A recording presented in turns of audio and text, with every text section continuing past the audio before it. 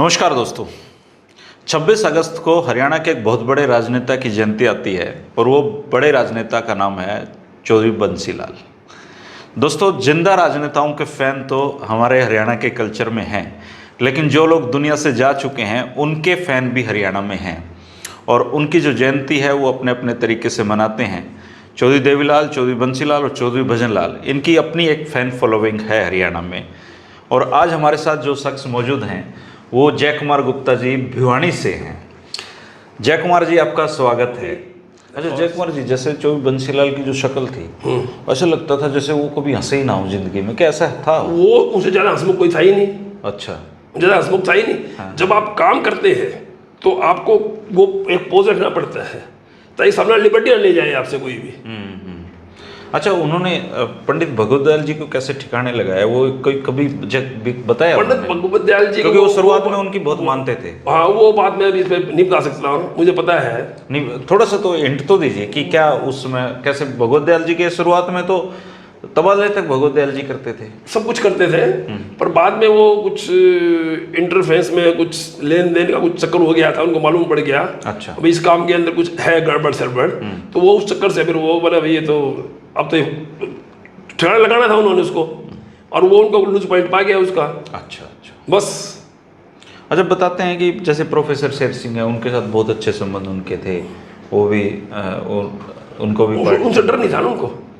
अच्छा, जिससे देखो, आप राजनीति में होंगे ना, आपको लगेगा भाई ये आदमी मेरा कल मेरा वो बन सकता है, राइवल बन सकता है, उसको आप ठिकाना लगा रखोगे। जय कुमार जी, इमरजेंसी के खलनायक के रूप में चौधरी बंसी लाल को जाना जाता है और भिवानी के भी बहुत सारे लोग इमरजेंसी के दौरान जेल में रहे और उसमें बंसी लाल के नाम का एक टेरर था पूरे भारत में ही आप कह सकते हैं, लेकिन उत्तर भारत में ज़्यादा था।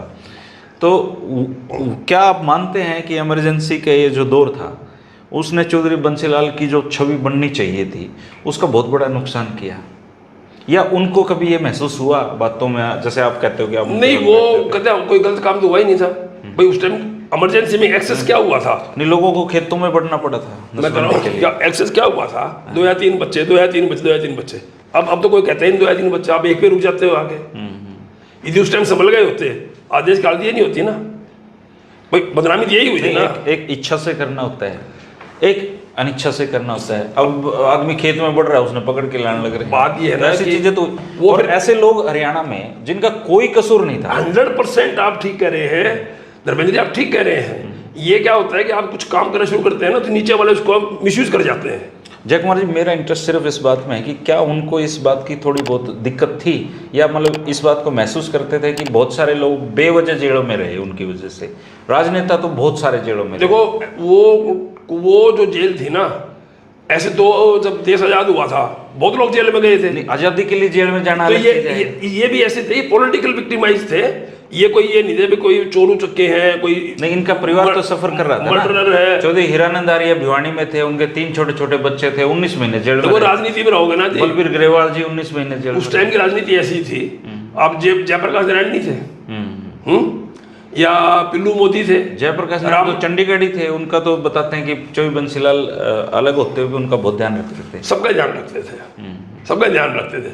अब मैं आपको ये बताऊं कि हरदयाल को अंदर कर रखा था, इसने कहा ड्रामा करके मैं बीमार हूँ, फलाना हूँ, ढिमका हूँ, एडमिट हो गया हॉस्पिटल में, और डॉक्टर से बोला मैं चिकन लिख दो। उनको मालूम पड़ गया कि ये लिखवा रहा है ये, तो बोला रहे संत जी को जो है ना बीमारी है, इसको पालक का जूस पिलाया करो, पालक का सूप पिलाओ इसको। तो उसको आप क्या कहोगे? अच्छा, वो चिकन लिखवा लेते? हाँ, चिकन डॉक्टर तो बताया करते, वो ऐसे बैठी बातें बताया करते थे। और फिर वही हरदयाल लाल सबसे खास हुआ उनका। नहीं, उन्होंने तो उन पे एक किताब भी लिखी थी। वो तो पहले लिखी थी, इसलिए वो डिस्क्वालीफाई भी हुए थे ना असेंबली से। हाँ। मगर उसके बाद 90s में आया करते भिवानी, और चौधरी बंसी लाल ऊपर से छोड़ने आया करते उनको नीचे। अच्छा, गाड़ी तक छोड़ने आते थे हमेशा, क्योंकि टैलेंटेड तो था ही। हरदयाल लाल जी क्या करते कि हरियाणा में डेढ़ पढ़े लिखे, मतलब मैं और आधा स्वरूप सिंह। हाँ, तो वो तो है।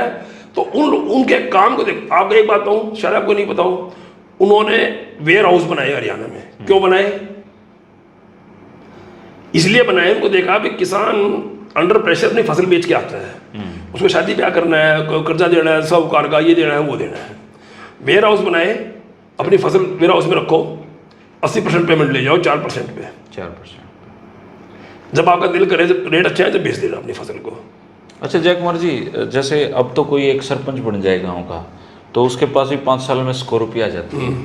क्या चौधरी बंसीलाल को इन चीज़ों में विश्वास ही नहीं था? नहीं। उनकी ज़रूरत ही नहीं थी इतनी? उन्होंने देखो कमेटी में 87 तक एडमिनिस्ट्रेटर होते थे, ये इलेक्टेड नहीं होते थे, एमसी उनसे कोई भी नहीं होता था, बहुत बढ़िया कमेटी चलती थी। उन्होंने तो एक फैसला ऐसा भी लिया था कि जो सरपंच के चुनाव हैं वो इनडायरेक्ट ही करा दिए थे। इनडायरेक्ट करा दिए थे, बिल्कुल।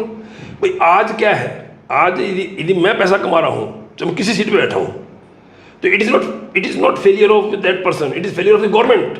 उसके जो प्रोसीजर है ना वो गलत है, वो पकड़ ही नहीं पाते उनको।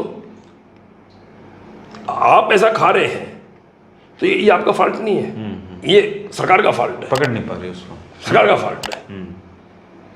अच्छा जैसे चौधरी बंसीलाल जी राजनीति से रिटायर भी हो गए, 96 में सरकार 99 में गिर गई, उसके बाद काफ़ी साल तक वो रहे, और इस दौरान भी क्या आपका उनके साथ बहुत बढ़िया लगातार?